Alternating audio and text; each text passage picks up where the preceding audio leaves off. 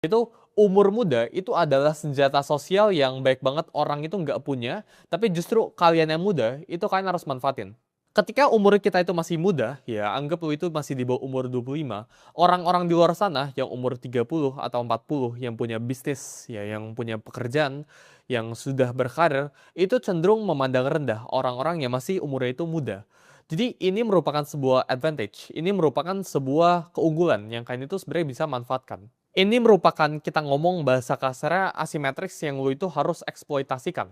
Karena ketika umur lu itu masih muda, orang itu punya ekspektasi yang rendah sama lu. Sedangkan ya ketika umur lu itu udah 30, umur lu udah 40, orang itu udah mulai punya ekspektasi sama lu. Tapi ketika orang itu lu itu masih kecil, ya umur lu itu masih di bawah 25, kita ngomong orang itu meremehkan. Orang itu nggak punya ekspektasi apa-apa. Dan window ini akan segera tertutup ketika lu udah di atas umur 25.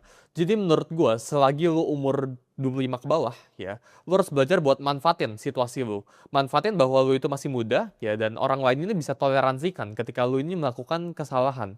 Ketika lu salah di umur yang cenderung tanda kutip tua, gitu ya, di atas 25 tahun, maka orang ini udah nggak bisa toleransiin kesalahan lu. Tapi ketika orang ini masih umur 25, orang ini masih bisa cincai, masih bisa cuek gitu.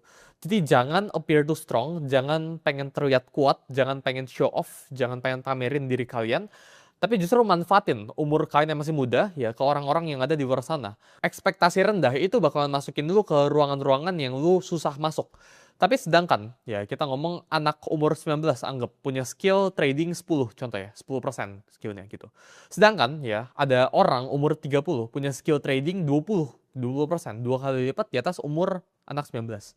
Tapi anak umur 19 ini bakalan jauh mendapatkan lebih baik akses dibandingkan orang yang umur 30 ini.